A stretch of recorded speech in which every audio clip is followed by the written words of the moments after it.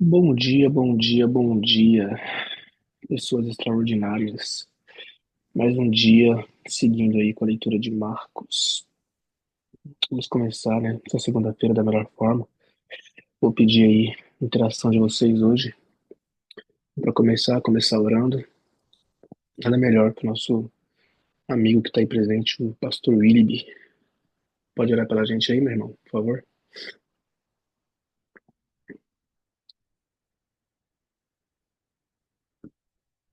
Com você mesmo, ele.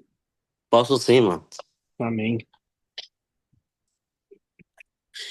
Meu Senhor e meu Deus, Senhor, eu quero te agradecer, Senhor, por este dia. Senhor, eu quero te agradecer, Senhor, pela vida de cada pessoa que está aqui na live, pela vida, Senhor, de cada pessoa que vai ouvir esta live.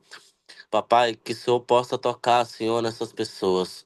Papai, que a pessoa que venha trazer a palavra no dia de hoje, Senhor, Adra, que não seja ele falando, mas que seja, Senhor, as suas palavras, Senhor, saltando dentro do ventre dele, Senhor. Em nome do Senhor Jesus, que o Senhor possa usar a vida dele hoje como teu instrumento, Senhor. Que ele não possa mais ser mais o mesmo no dia de, a partir do dia de hoje, Senhor. Que essa palavra, Senhor, venha de impacto à vida dele exatamente primeiro, papai. E nós sabemos que impactando a vida dele vai impactar a nossa vida. Obrigado, Senhor, por ter usado ele como teu instrumento. Abençoa o teu filho. Toque, Senhor, na vida das pessoas, Senhor, que vão ouvir essa palavra. Que essa palavra, Senhor, possa curar, possa libertar e possa restaurar.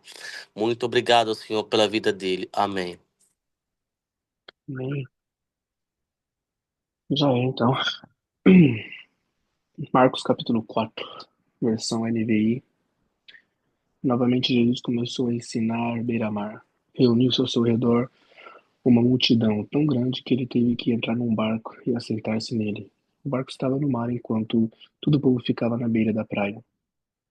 Ele lhes ensinava muitas coisas por parábolas, dizendo em si ensino: Ouçam, o semeador saiu a semear. Enquanto lançava a semente, parte dela caiu à beira do caminho, e as aves vieram e a comeram. Parte dela caiu em um terreno pedregoso, onde não havia muita terra, e logo brotou porque a terra não era profunda. Mas quando saiu o sol, as plantas se queimaram e secaram porque ela não tinha raiz. Outra parte caiu entre espinhos e cresceram e sufocaram as plantas, de forma que ela não deu fruto. Outra ainda caiu em boa terra, germinou, cresceu e deu boa colheita, a 30, 60 e até 100 por um. E acrescentou: Aquele que tem ouvidos para ouvir, ouça. Quando ele ficou sozinho, os doze e os outros que estavam ao seu redor lhes fizeram perguntas acerca das parábolas. E eles, e ele lhes disse: A vocês foi dado o mistério do reino de Deus, mas aos que estão fora, tudo é dito por parábolas, a fim de que, ainda que vejam, não percebam, ainda que ouçam, não entendam. De outro modo, poderiam converter-se e ser perdoados. Então Jesus lhe perguntou: Vocês não entendem esta parábola? Como então compreenderão todas as outras coisas? Ou todas as outras, perdão. O semeador semeia a palavra. Algumas pessoas são como a semente à beira do caminho, onde a palavra é semeada. Logo que perdi. Logo que ouvem, Satanás vem e retira a palavra nela semeada. Outras, como a semente lançada em terreno pedregoso, ouvem a palavra e logo recebem com alegria. Todavia, visto que não tem raiz em si mesma, permanecem por pouco tempo. Quando surge alguma tribulação ou perseguição por causa da palavra, logo a abandonam. Outros ainda, como a semente lançada entre espinhos, ouvem a palavra, mas quando chegam a preocupações desta vida, o engano das riquezas e os anseios por outras coisas sufocam a palavra, tornando-as infrutífera. Outras pessoas são como a semente lançada em boa terra, ouvem a palavra, aceitam-na e dão uma colheita de 30, 60 e até 100 por um. E ele lhes disse, quem traz uma candeia para ser colocada debaixo de uma vasilha ou de uma cama, acaso não a coloca no lugar apropriado? Porque não há nada oculto senão para ser revelado, e nada escondido senão para ser trazido à luz. Se alguém tem ouvidos para ouvir, ouça. Considerem atentamente o que vocês estão ouvindo, continuou ele. Com a medida, com a medida com que medirem vocês serão medidos, e ainda mais acrescentarão para vocês. A quem tiver, a quem tiver, mais lhe será dado, de quem não tiver, até quem tem-lhe será tirado. E, eles, e ele prosseguiu dizendo: O reino de Deus é semelhante a um homem que lança semente sobre a terra. Noite e dia, estando ele dormindo ou acordado, a semente germina e cresce, embora ele não saiba como.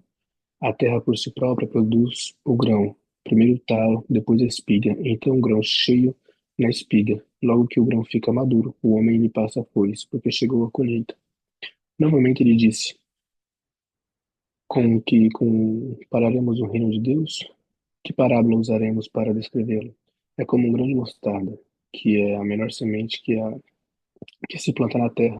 No entanto, uma vez plantado, cresce e se torna uma das maiores plantas com ramos tão grandes que as aves do céu podem abrigar-se à sua sombra. Com muitas parábolas semelhantes, Jesus lhe anunciava a palavra tanto quanto podiam receber. Não lhe dizia nada sem usar alguma parábola. Quando, porém, estavam a sós com seus discípulos, explicava-lhes tudo. Naquele dia, ao anoitecer, disse ele aos seus discípulos: Vamos para outro lado. Deixando a multidão, eles levaram no barco assim como estava. Outros barcos também o acompanhavam.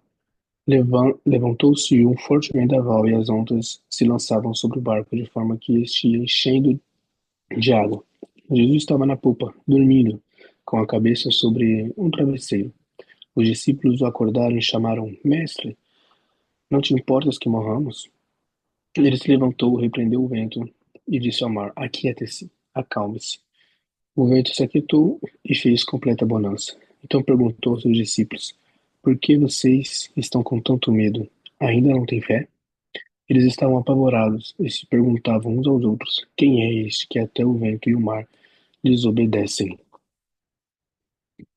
Amém. Hum. Essa foi a leitura de Marcos capítulo 4. A gente vê aqui que temos as parábolas do semeador, temos a candeia, a parábola da semente, a parábola do grão de mostarda, e mais uma vez aí a gente vê também o episódio que Jesus dormindo no barco com seus discípulos e esses com medo o despertam. Cara, assim, eu vejo que isso inclusive nos dias de hoje, é bastante assim. Se a gente pegar a parábola do semeador, é real.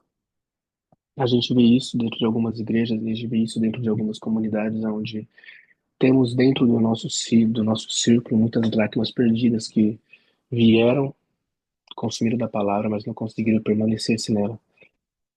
Na maioria das vezes, por culpa de idolatria e da religiosidade. Pessoas que vêm, que buscam, né, têm essa vontade de buscar a palavra de Deus, de se aproximar mais de Deus e acabam se confundindo do real propósito e acaba pegando a pessoa líder da igreja ou uma pessoa como referência e esquece que essa pessoa também é carne como ela e se frustra e acaba saindo, né, ou da igreja ou deixando de lado a palavra porque esqueceu que o princípio é a palavra e é Jesus. A gente vê também que pessoas começam, querendo ou não, buscando, buscando a Deus e com o caminho, né, a vida vai prosseguindo de uma maneira ou de outra e acaba se perdendo através, querendo ou não, do dinheiro que começa a ganhar ou das influências que vai tendo na sua vida, acaba se metendo em ambientes onde não se vive aquilo que se prega e, querendo ou não, o coração acaba se desconectando do que real importa, né, que seria aí os espinhos, né? E outro tem aqueles que são a boa parte que vieram à procura da palavra, que acolhem a palavra, que transbordam a palavra, né? Dessa dessa parábola do semeador, é muito importante que a gente venha sempre sempre bater na tecla de que se nós falamos de Cristo e se nós não vivemos Cristo, a gente estamos sendo muito hipócrita, porque a gente só está querendo usar da sua palavra para se beneficiar a si mesmo ou para se colocar em um lugar de honra, né? Como os fariseus faziam antigamente, de buscar o primeiro lugar, a primeira cadeira na sinagoga, de serem vistos. Hoje, nos dias de hoje é igual. A gente não pode viver dizendo que vive Cristo, que é um cara da palavra, e quando essa câmera desliga, ou quando a nossa reunião acaba, quando a gente sai da igreja, nossos comportamentos não condizem com aquilo que a gente prega, não condiz com aquilo que a gente diz acreditar, né, da palavra. Não, é um muito mau caráter usar da palavra de Deus para poder se encaixar dentro de um âmbito, poder, não poder usufruir daquilo que, querendo ou não, é, acaba acontecendo, né, como com alguns líderes aí religiosos que acabam usando a palavra de Deus para benefício próprio, que é muito importante que se a gente se diz cristão, que a gente venha entender o quão importante é ter renúncias, o quão importante é estar negando a nossa carne todos os dias, o quão importante é a gente estar olhando para o nosso próximo, estar procurando amar mais o nosso próximo, entender a dor do próximo que está aí do nosso lado e deixar o nosso eu bem pequeno, sabe? Não querer impressionar as pessoas, não querer buscar o lugar de primeira honra, não querer, cara, não querer ficar se mostrando seus bens, o poder que tem, né? Só para poderem estar ali em algum lugar ou não. E dizendo-se ser cristão, e dizendo-se ser um homem da palavra, ou uma mulher da palavra, independente. É muito importante que a gente entenda que se nós somos cristãos e que nós somos a boa parte, então a gente tem que viver como uma boa parte, como uma boa terra. A gente tem que viver debaixo dos ensinamentos que o Mestre nos deixou. Isso é muito importante. Então, é isso, né? Aí tem a parábola da candeia. A candeia nada mais é que a luz é a verdade é a palavra, né? Então, assim, a gente entende que se a luz é a verdade, a gente tem que estar caminhando com ela todos os dias.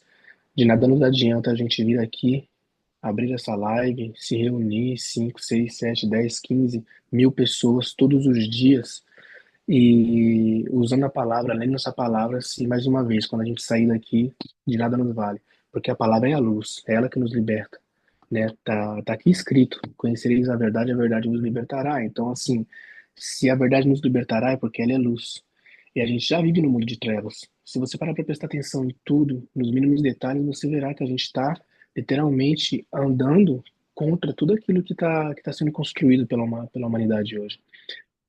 Então, assim, a candeia, nessa parábola aqui da candeia, simplesmente é a luz, é a verdade da palavra do Senhor na terra. E nós, como boa parte, como cristão, a gente tem que realmente pregar ela, falar dela, sabe? Não guardar pra gente, porque ela é a luz aqui da terra. Logo também, a gente tem a parábola da semente, a do grão de mostarda. Isso daqui nada mais espelha que a nossa fé. Eu fico imaginando a paciência de Jesus com esses discípulos, meu. Tipo, cara, quanta paciência ele tinha que ter com esses caras, porque assim, eu fico imaginando assim, me colocando lá, cara, vendo o cara multiplicar peixe, pão, curando o cego, cadeirante se levantando, pulando, saindo correndo. Velho, eu vivendo aquilo lá e no barco com Jesus, o barco balançando, e o cara dando altos ensinamentos, e ainda assim tá cego e não vê que aquele cara era o filho de Deus. Imagina a paciência de Jesus lidando com cada discípulo, né? Tendo ali 12, dos 12 tendo alguns que eram mais íntimos, tendo um como amigo, né? Que nem era discípulo dele, mas e mesmo assim essa galera não tinha fé, andavam com ele, não tinha fé. E nós, né? Nós temos algo, graças a Deus, ele nos deixou algo maravilhoso, que é a palavra dele, que é a verdade, que é aquilo que realmente a gente tem que seguir para tudo na nossa vida. E mesmo assim, com essa palavra, com ele falando com a gente também somos igual que os discípulos, né? Muitas vezes a gente duvida. A nossa fé, que deveria ser como um grão de mostarda, ela começa pequenininha e com o tempo ela vai crescendo se a gente está buscando intimidade com ele, se a gente está ali na palavra dele, e ele fala com a palavra confirma. Então, às vezes a gente é assim, a gente não tem fé, né? A gente tem aí o nosso amigo Alan, que tem um testemunho muito grande, ele fala muito sobre isso, de quantas vezes ele se colocou em questão como homem de pouca fé. Eu tenho vários testemunhos mesmo também que muitas das vezes, cara, eu acabo duvidando da minha própria fé, que a gente tem essa tendência a ficar duvidando. A nossa carne, ela é muito, às vezes ela fala muito mais forte. O nosso entendimento, né, a parte lógica fala muito mais forte do que a fé que a gente vai ter muitas das vezes. E aí que entra o real trabalho de não deixar se confundir com nossos entendimentos, com a nossa carne, e ficar realmente fixo e firme debaixo da palavra, alimentando a nossa fé fazendo isso que a gente está fazendo aqui, né? Lendo a palavra todos os dias, se reunindo com pessoas que estão no mesmo propósito, buscando a Deus, né? E, cara, assim, eu acredito que se no meio de uma tempestade, quando você está com Jesus, quando você está no caminho certo, quando você está procurando as coisas certas, teu coração está alinhado com Cristo, eu acho que qualquer tempestade se torna leve, porque você sabe que você está acompanhado de alguém que tem o poder da palavra, cara. Quando ele falar uma só palavra, tudo se acalma. Então, ter essa confiança e essa fé é o mais importante. Porque aqui, né, a Marcos 4 termina com eles dizendo, né, cara, vocês ainda não têm fé? Tô no barco com vocês, tô dormindo tranquilo, vocês vêm me acordar, pô. Que isso, parece que vocês não sabem com quem vocês estão andando, ainda não têm fé com tudo que vocês viram. E assim na nossa vida, a gente tem vários testemunhos positivos, e ainda assim a gente hum, fica aflito quando tem algum problema, né? Que pequenino é a nossa fé, que tão qual pequenina é a nossa fé, muitas das vezes. Mas eu oro para que nós possamos todos os dias fortalecer a nossa fé, que a união e a unidade desse grupo aqui venha poder fazer crescer mais a fé de cada pessoa, que venha nos ajudar a crescer mais como pessoas, para que em unidade a gente venha crescer juntos na palavra e para que a gente possa vir transbordar mais do reino de Deus aqui na terra, porque a gente tem um propósito muito grande. E o propósito nada mais é que trazer essa palavra a toda criatura, trazer a palavra como forma de libertação para as almas que estão perdidas por aí. Amém? Então é isso. Quem quiser falar e comentar alguma coisa, os microfones estão aí. Amém. Amém. Essa parte do barco me tocou muito a primeira vez lá em Mateus. Hum, Ela é bem poderosa. Homens de. Depois, né? Depois ele fala homens de pouca fé. pois é, cara. É bem poderoso essa. Esse dia atrás aí, uma pregadora, ouvindo uma pregadora, ela falou assim, cara, que se você tá num barco, se o barco tá afundando, você tá com Jesus, deixa afundar, amigo. Deixa afundar. Se você tá Hum. com Jesus, vai dar certo, entendeu? Para de ficar querendo achar soluções. Se tá afundando é porque tem um propósito. Esse propósito vai ser muito maior daquilo que você imagina, entendeu? Que não queiram entender os planos de Deus, porque o nosso cérebro é muito pequenino para entender. Tenha só o coração alinhado com ele. Mais nada. Adra, eu costumo falar, né, direto, assim, para várias pessoas, mas tá com dificuldade, isso, aquilo. Cara, Jesus tá no barco, não interessa. Cara, Jesus, ele tá no barco, ele pode estar cochilando. O nosso maior problema não é olhar, sabe, pro nosso mestre. O nosso maior problema, sabe, é olhar pra tempestade que tá balançando o barco. Aí as pessoas ficam tudo apavoradas, porque acham que o barco vai afundar, mas não acreditam na palavra que o Senhor manifestou na vida dela. Entendeu? Então, cara, a questão, acho que o primeiro segredo do homem e da mulher, sabe, não é só a tempestade, é acreditar que Jesus está no barco, É isso. sabe? Porque muitas das vezes nós acreditamos em Jesus, acreditamos no seu poder, acreditamos na sua graça, mas não acreditamos muitas das vezes que ele pode acalmar a tempestade e trazer o mar, entendeu? Para a terra. Sabe? Então foi aquilo ali que aconteceu, tá? Os discípulos atordoados. Então, cadê Jesus? Cadê Jesus? E Jesus estava cochilando. Do nada, os caras vêem um fantasma. Ah, é fantasma. Não, não é fantasma, é Jesus, é Jesus. Então, Jesus ele manda uma ordem para Pedro, sabe? Senhor, é tu. Então, se for você, Me faça andar sobre as águas. O cara ainda bota Ousado, Jesus né? na. É usado e usado. Ele ainda É bota ousado e Jesus usado. na prova, entendeu? Para testar se realmente era o mestre. E eu acho que é isso que tá faltando na nossa vida, sabe? Às vezes de ser Pedro nos dias de hoje, sabe? De realmente, É, sabe, cara, é sabe qual Senhor é? Jesus. Desculpa, sabe qual é? É que na maioria das vezes, e a gente faz muito isso, né? A gente acaba tratando Deus, Cristo, como uma moeda de troca. A gente acaba buscando, as pessoas confundem, sabe?